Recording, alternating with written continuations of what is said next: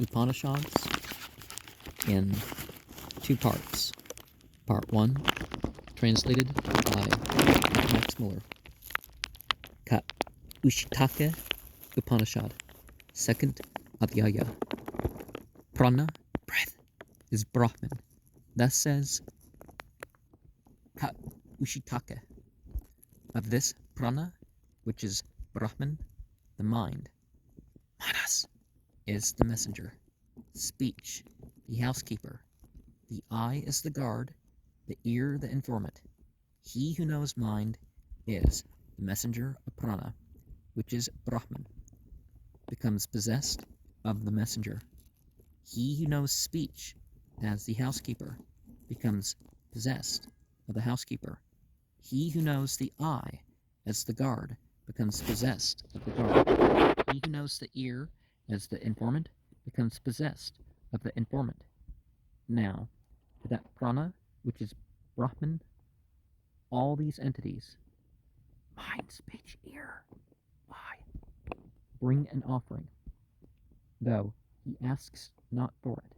And thus to him who knows this, all creatures bring an offering, though he asks not for it. For him who knows this, there is this Upanishad, sacred vow. Beg not. As a man who has begged through a village and got nothing sits down and says, I shall never eat anything given by those people. And as then those who formerly refused him press him to accept their alms. Thus is the rule for him who begs not, but the charitable will press him and say, let us give to thee. Prana, breath, is Brahman. Thus says Indya. And in that prana, which is Brahman, the eye stands firm behind speech, the ear stands firm behind the eye, the mind stands firm behind the ear, and the spirit stands firm behind the mind. To that prana, which is Brahman, all these entities bring an offering, though he asks not for it. And thus to him who knows this, all creatures bring an offering, though he asks not for it. For him who knows this, there is this Upanishad, secret vow. Beg not, as a man who has begged through a village and got nothing sits down and says, I shall never eat anything given by those people. And as then those who formerly refused him press him to accept their alms. And thus is the rule for him who begs not, but the charitable will press him and say, let us give to thee. Now follows the attainment of the highest treasure. Skill. Prana, spirit. If a man meditates on that highest treasure, let him on a full moon, or a new moon, or in the bright fortnight, under an auspicious nakshatra, at one of these proper times, bending his right knee, offer oblations of ghee with a ladle. Sruva. After having placed the fire, swept the ground, strewn the sacred grass, and sprinkled water, let him say, the entity called speech is the attainer. May it attain this, for me, from him, who possesses and can bestow what I wish for. Svaha, to it. The entity called prana, breath, is the attainer. May it attain this for me from him. Svaha, to it. The entity called I is the attainer. May it attain this for me from him. Svaha, to it. The entity called the ear is the attainer. May it attain this for me from him. Svaha, to it. The entity called mind, manas, is the attainer of it. May it attain this for me from him. Svaha, to it. The entity called prajna, knowledge, is the attainer of it. May it attain this for me from him. Svaha, to it. Then, having inhaled the smell of the smoke, and having rubbed his limbs with the ointment of ghee, walking in on silence. On in silence. Let him declare his wish, or let him send a messenger. He will surely obtain his wish. Now follows the da-iva smara, the desire to be accomplished by the entities. If a man desires to become dear to any man or woman, or to any men or women, then at one of the aforementioned proper times he offers in exactly the same manner as before oblations of ghee, saying, I offer thy speech in myself. I, this one here, Savaha, I offer thy ear in myself. I, this one here, Savaha, I offer thy mind in myself. I, this one here, Savaha, I offer thy prajna, knowledge, in myself. I, this one here, Savaha. Then, having inhaled the smell of the smoke, and having rubbed his limbs with the ointment of ghee, walking on in silence, let him try to come in contact, or let him stand speaking in the wind, so that the wind may carry his words to the person by whom he desires to be loved. Surely he becomes dear, and they think of him. Now follows the restraint, Samyamana, instituted by Pratardana, the son of Devotasa. They call it the inner Agnihotra. So long as a man speaks, he cannot breathe. He offers all the while his prana, breath, in his speech. And so long as a man breathes, he cannot speak. He offers all the while his speech in his breath.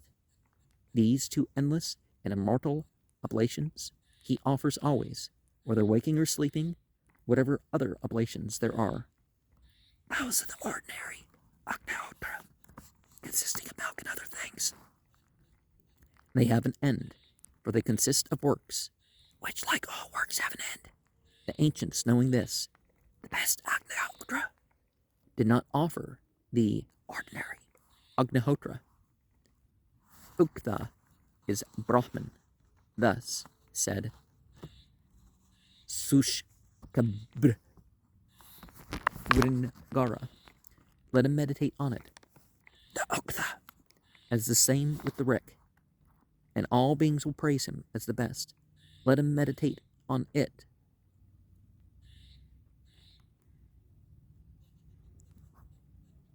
As the same with the Yagus, and all beings will join before him as the best.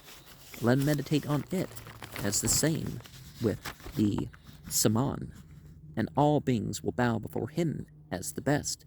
Let him meditate on it as the same with might. Let him meditate on it as the same with glory. Let him meditate on it as the same with splendor. For as the bow is among weapons, the bow is among weapons, the mightiest, the most glorious, the most splendid. Thus is he who knows this among all beings the mightiest, the most glorious, the most splendid. The Avvaryu conceives the fire of the altar, which is used for the sacrifice, to be himself. In it he, the Avvaryu, weaves the Yagus portion of the sacrifice, and in the Yagus portion, the Hotre weaves the Rik portion of the sacrifice, and in the Rik portion, the Udgatre weaves the Saman portion of the sacrifice. He, the Advaryu, or Prana, is the self of the threefold knowledge. He indeed is the self of it, a Prana. He who knows this is the self of it, becomes Prana. Next follow the three kinds of meditation of the all-conquering Sarvakit.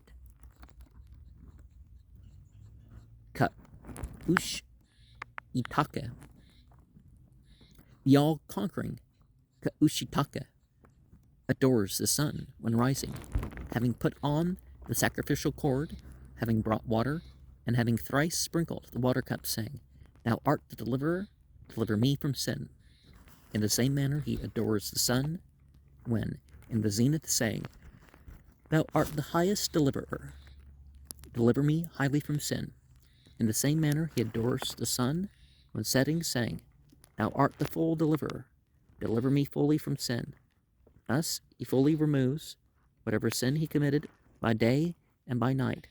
And in the same manner, he who knows this likewise adores the sun, and fully removes whatever sin he has committed by day and by night.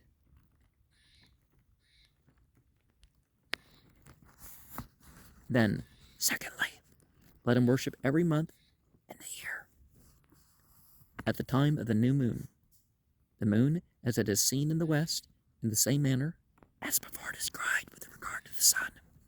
Or let him send forth his speech toward the moon with 2 green blades of grass, saying, O thou who art mistress of immortal joy, through that gentle heart of mine, which abides in the moon, may I never weep for misfortune concerning my children, the children of him who thus adores the moon. Do not indeed die before him. Thus it is with a man to whom a son is already born. Now, for one to whom no son is born as yet, he mutters the 3 Rick verses. Increase, O Soma, may vigor come to thee. Rick Veda 1, 91, 16, 9, 31, 4. May milk, may food go to thee. Rick Veda 1, 91, 18. That ray which the Adityas gladden. Having muttered these 3 Rick verses, he says, Do not increase by our breath, by our offspring, by our cattle, he who hates us, and whom we hate, increase by his breath, by his offspring, by his cattle. Thus, I turn the turn of the entity, I return the turn of Aditya. After these words, having raised the right arm towards Soma, he lets it go again. Then, thirdly, let him worship on the day of the full moon, the moon as it is seen in the east, in the same manner, saying, Thou art Soma, the king, the wise, the 5-mouthed, the lord of creatures, the Brahmana is one of thy mouths. With that mouth thou eatest the kings. Kshatriyas, make me an eater of food by that mouth. The king is one of thy mouths. With that mouth thou eatest the people. Upanisads, make me an eater of food by that mouth. The hawk is one of thy mouths. With that mouth thou eatest the birds. Make me an eater of food by that mouth. Fire is one of thy mouths. With that mouth thou eatest this world. Make me an eater of food by that mouth. In thee there is the 5th mouth. With that mouth thou eatest all beings. Make me an eater of food by that mouth. Do not decrease by our life, by our offspring, by our cattle. He who hates us, and whom we hate, decrease by his life, by his offspring, by his cattle. Thus I turn the turn of the entity. I return the turn of Aditya. After these words, having raised the right arm, he lets it go again. Next, having addressed these prayers to Soma, while being with his wife, let him stroke her heart, saying, O fair one, who hast obtained immortal joy by that which has entered thy heart through Pragapati, mayest thou never fall into sorrow without thy children.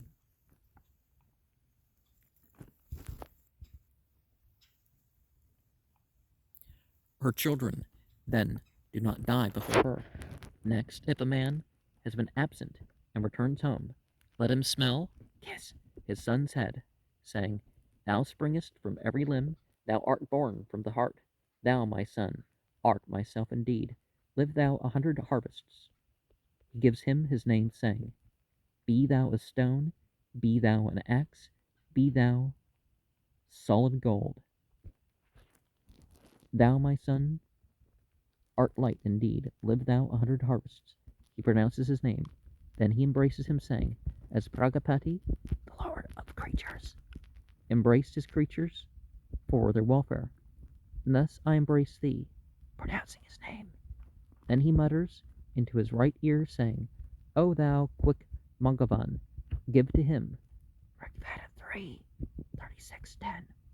O Indra, bestow the best wishes. Rigveda 2, 21:6. Thus he whispers into his left ear. Let him then thrice smell, kiss his head, saying, Do not cut off the line of our race. Do not suffer. Live 100 harvests of life. I kiss thy head, O sun, with thy name. He then thrice makes a lowing sound over his head, saying, I low over thee, with the lowing sound of cows. Next follows the Daiva Paramara, the dying around of entities. The absorption of the two classes of entities mentioned before into prana or Brahman. This Brahman shines forth indeed when the fire burns, and it dies when it burns not. Its splendor goes to the sun alone, the life, prana, the moving principle, to the air, prana, the moving principle, should have been whispered. The Brahman shines forth indeed when the sun is seen, and it dies when it is not seen. Its splendor goes to the moon alone, the life, prana, to the air. This Brahman shines forth indeed when the moon is seen, and it dies when it is not seen. Its splendor goes to the lightning alone, its life, prana, to the air. Prana should have been whispered. This Brahman shines forth indeed when the lightning flashes, and it dies when it flashes not. Its splendor goes to the air, and the life, prana, to the air. Thus, all these entities, i.e. fire, sun, moon, lightning, have entered the air. Through deed, do not vanish, and out of the very air they rise again. So much with the reference to the entities, mythological. Now then with reference to the body, physiological. This Brahman shines forth indeed when one speaks with speech, and it dies when one does not speak. His splendor goes to the eye alone, the life, prana, to breath, prana. This Brahman shines forth indeed when one sees with the eye, and it dies when one does not see.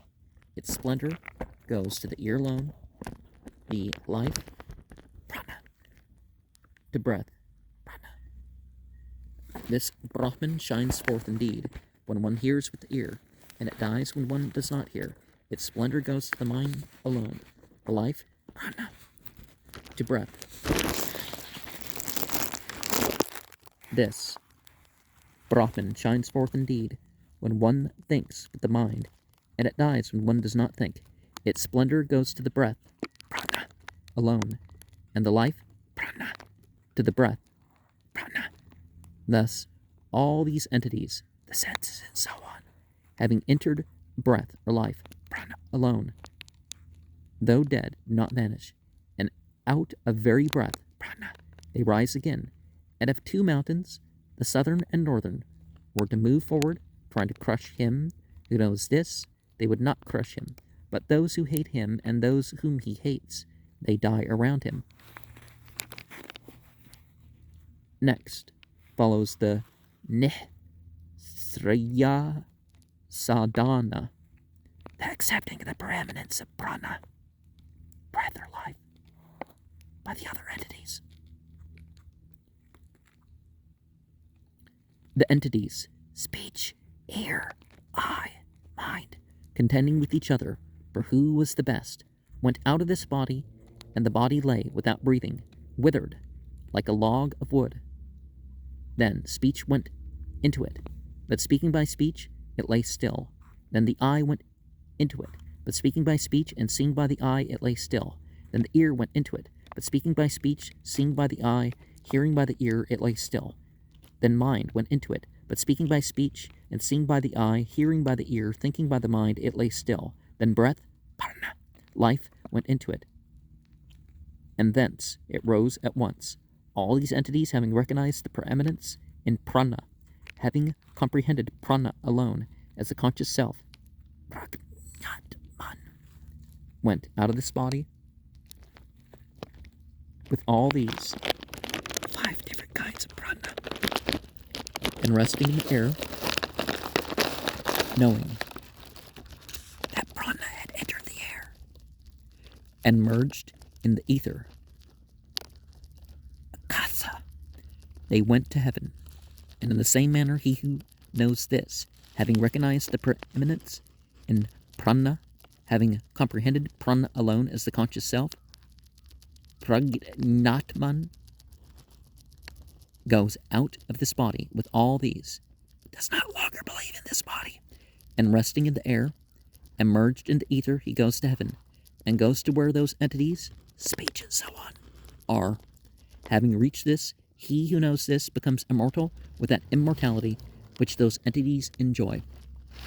Next follows the father's tradition to the son, and thus they explain it. The father, when going to depart, calls his son, after having strewn the house with fresh grass, and having laid the sacrificial fire, and having placed near it a part of water with a jug full of rice, himself covered with a new cloth, and dressed in white, he places himself above his son, touching his organs with his own organ, or he may deliver the tradition to him while he sits before him.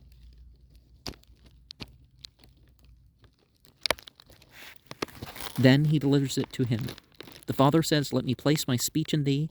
The son says, "I may take thy speech in me." The father says, "Let me place my scent, prana, in thee." The son says, "I take thy scent in me." The father says, "Let me place my eye in thee." The son says, "I take thy eye in me." The father says, "Let me place my ear in thee." The son says, "I take thy ear in me." The father says, "Let me place my tastes of food in thee." The son says, "I take thy tastes of food in me." The father says, "Let me place my actions in thee." The son says, "I take thy actions in me." The father says, "Let me place my pleasure and pain in thee." The son says, "I take thy pleasure and pain in me." The father says, "Let me place happiness, joy, and offspring in thee." The son says, "I take thy happiness, joy, and offspring in me." The father says, "Let me place my walking in thee." The son says, "I take thy walking in me." The father says, "Let me place my mind in thee." The son says, "I take my mind in me. I take thy mind in me." The father says, "Let me place my knowledge, prajna, in thee." The son says, "I take thy knowledge in me." But if the father is very ill, he may say shortly, "Let me place my spirits, pranas, in thee." And the son, "I take thy spirits in me."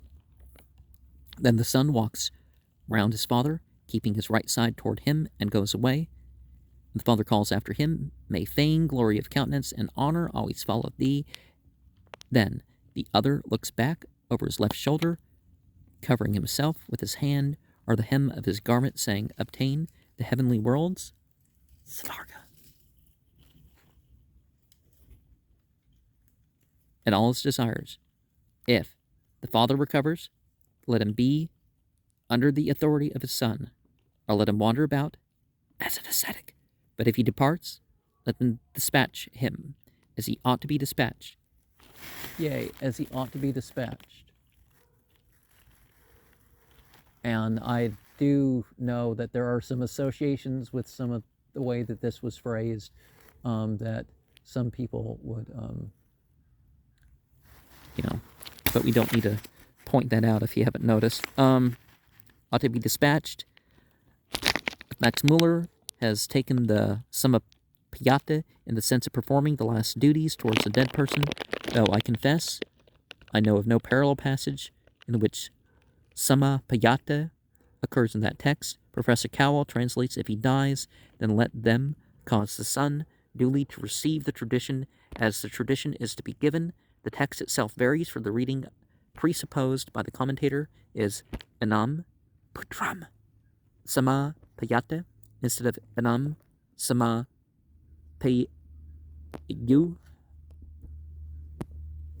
Enam samapayu.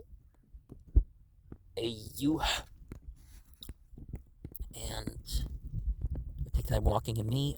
Another Sakha adds here the yah, the thoughts, active, Vignata van, their object, and Kama, desires.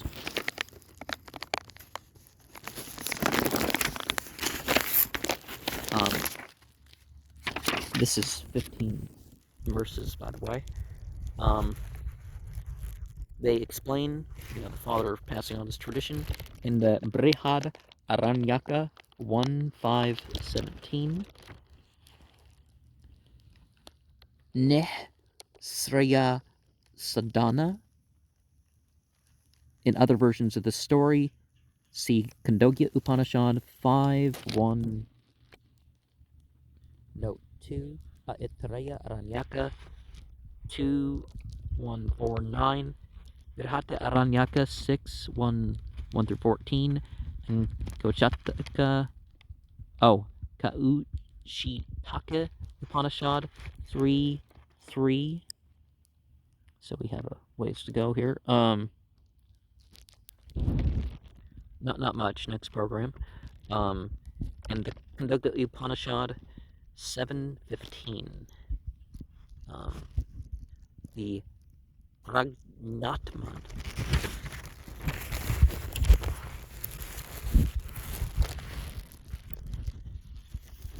The Athalayana, not having sorrow about children. Grihya Sutras 1.13.7. Solid gold, widely scattered, everywhere desired. Professor Cowell proposes unscattered, hoarded, or unconcealed. Of course, metaphorically, solid gold fit, right? The original Rigveda 10.3, Rigveda 3.36.10 has asma to us, not asma'e to him. The Aittaraya Upanishad 3.10.4,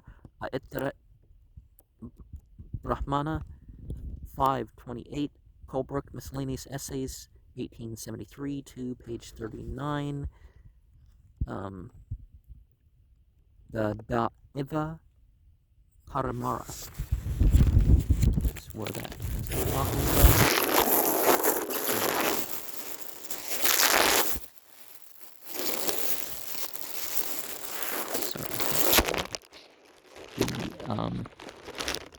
Aditya refers to the movements of the sun, the movements of the arm following the moon and the sun. Okay. Oh, this passage, Aditya would be the sun, but, just like in ancient Egypt, they talk about the different eyes of Ra, and that's the sun and the moon. And he lets it go again. It's extremely difficult to translate the Vedic verses which are quoted in the Upanishads. They are sometimes slightly changed on purpose, see 11, or maybe there are different versions, because we do find there are some variations in the texts. Frequently turned from the original purport by the authors of the Upanishads themselves, and then again subject to the most fanciful interpretations by various commentators on the Upanishads. In our paragraph 8, the text followed by the commentator differs from the printed text. The commentator seems to have read Yate susimam hredayam adekan brahmase Sretam tenam retadvasyasane maham paudram agambrudam. He is translated according to the commentator, at least up to a certain point, for as Professor Cowell remarks, there is an undercurrent in the commentator's explanation, explaining a comparison between the husband as the sun or fire and the wife as the moon, which it would be difficult to render in an English translation. The same or a very similar verse occurs in 10, while other modifications of it may be seen in Asfal something, Grihya Sutras 1.13.7, and elsewhere. The translation of the verses in full, of 3 of which the Upanishad gives the beginnings only, which would be according to the commentator. Well, by giving the beginnings, you kind of imply that people should say the whole verse, right? in some of the Islamic texts, that's what they certainly implied. O female entity of the moon, who has obtained immortal joy through that which is a beautiful portion of the sun. O entity of the moon and portion of the sun, and with pleasure, or in parentheses here, placed in the moon and filling thy heart, may I never weep for misfortune concerning my children. Rigveda 1:91-16, 10:31-4. O female entity of the moon, increase, may the vigor from everywhere, from every limb of the fire or the sun, go to thee, help us in the attainment of food. Rigveda 1:91-18. O female entity of the moon, may the streams of thy milk go well to our sons, those streams of milk which are invigorating and help to conquer the enemy. O Soma, female entity, increasing for immortal happiness, for the birth of a son, do not place the highest glory, the streams of thy milk, in the sky. Do thou place the highest glory. That ray, Sushumna, which, as a woman, the Adityas gladden. The Soma, which, as imperishable, the imperishable Adityas drink, may the garden of the world, Prakapate, Brihaspate, and King Bruna gladden us by it. And remember that Sushumna is the central channel, so this is talking about consciousness in the body, right? The translations are made by the commentator regardless of grammar and sense, yet they command a certain authority and must be taken into account as throwing light on the latest development of Indian mysticism. The sacrificial cord, one of the earliest, if not earliest, mention of Yajno Pavita, the sacred cord, as word over the left shoulder for sacrificial purposes.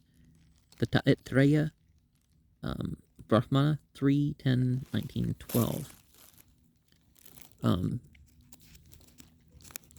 Well, some have the cord that you wear like a belt.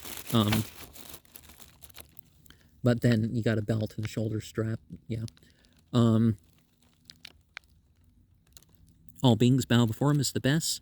The verbs ark, yug, and sanam are not used idiomatically, but with reference to the words rik, yagus, and saman.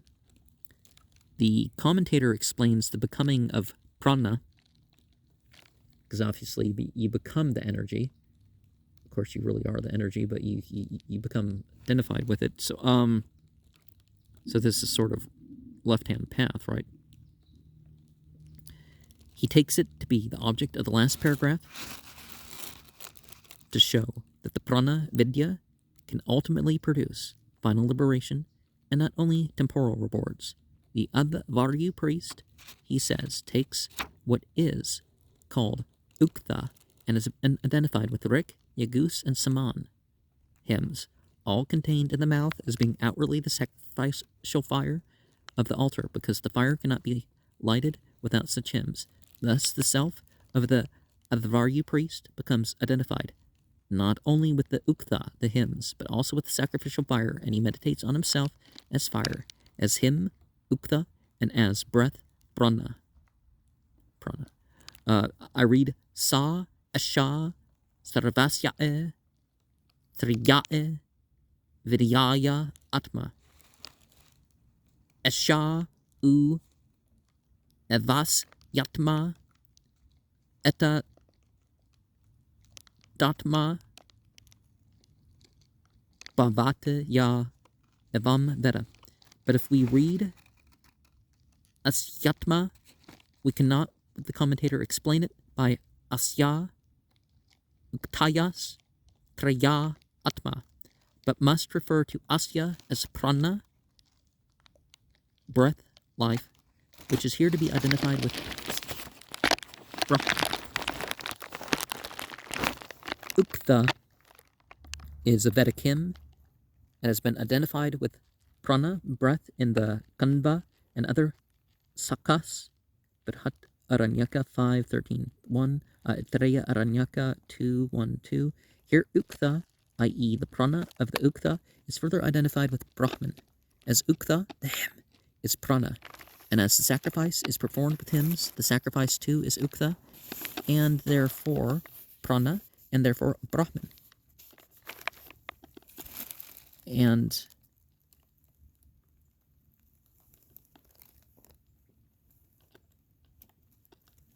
if a man desires to become dear as prana or life.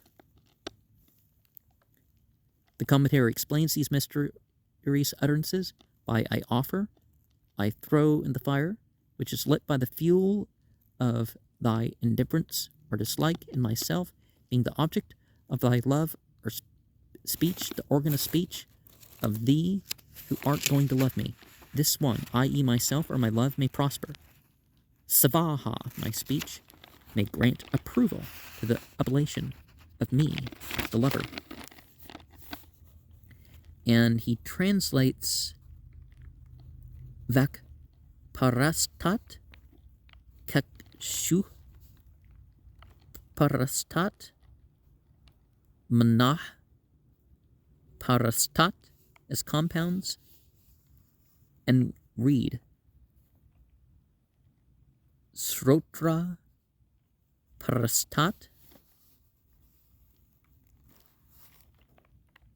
The commentator requires this. He says that speech is uncertain, and he has to be checked by the eye. The eye is uncertain, taking mother of pearl for silver, and must be checked by the ear. The ear is uncertain, and must be checked by the mind, for unless the mind is attentive, the ear hears not. The mind, lastly, depends on the spirit, for without spirit there is no mind. The commentator is right in reading runde or runde instead of rundate. The vital spirits are called the highest treasure because a man surrenders everything to preserve his vital spirits or life. The Brihata Aranyaka 6.3.1 swept the ground, and the first, the prana of spirit was the second note, but that first note that we got into it longer. Where is it? Okay. Behind the mind. Okay. In the first chapter, it was said he approaches the couch. Amit ugas, that is prana, breath, spirit, life. Therefore, having explained the first adhyaya, the knowledge of the couch, a Brahman. The next subject to be explained is the knowledge of prana, the living spirit, taken for a time as Brahman, or the last, because of everything. And